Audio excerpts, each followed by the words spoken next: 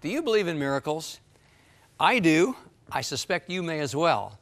But what really is a miracle? Can we understand what's going on there? Miracles tend to fall in one of two categories. Either they're miracles of creation, by that I mean something that comes from nothing, or they're miracles of providence. What do I mean by that? It has to do with timing. If it's in the second category, it has to do with time reduction or sometimes time expansion. Let's go back and give a couple examples. When we talk about the miracle of creation, well, the first thing that happens in the Bible is creation. It's creating something out of nothing. So that in itself is an example of the miracle of creation.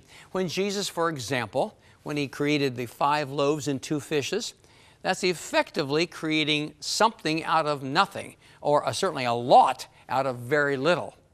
There are other miracles, though, that fall in the category issuing time.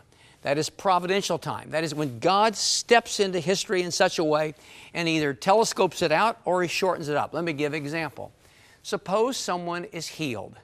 The person might have been healed over a 5-year span, but God steps in and in a nanosecond, whoa, they're healed right then. He's telescoped all of time down. He's the creator, the inventor of time. He can do with it what He wants.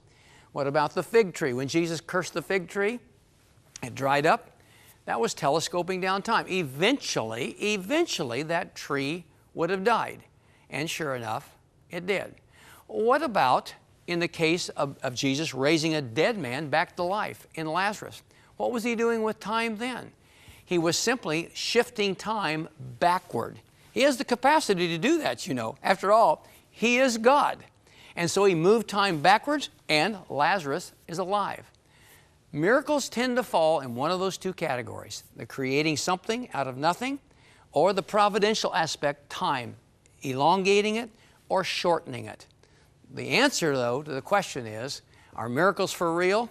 Yes. We can't always understand how they occur. That's what makes them miraculous. But the great news is, they're for real. Are miracles for real? Her car flipped upside down and plummeted to the Red River, which was partially frozen. 2 men pulled her out of the river, saving her life. You might say definitely because you've experienced a miracle yourself. I had 5 arteries that were severed. Not torn, not pinched, but completely severed.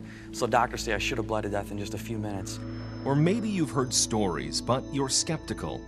You know, you read the Bible, you read what it says, and you think, is it really true? The answer? Miracles are for real. In this book, Dr. James Garlow carefully examines biblical teaching about miracles, and it's packed full of truly amazing stories that will boost your faith. It's our thanks to you for your support. To request a copy, write to us or call 1-800-265-3100. You can also make a secure online donation at crossroads.ca.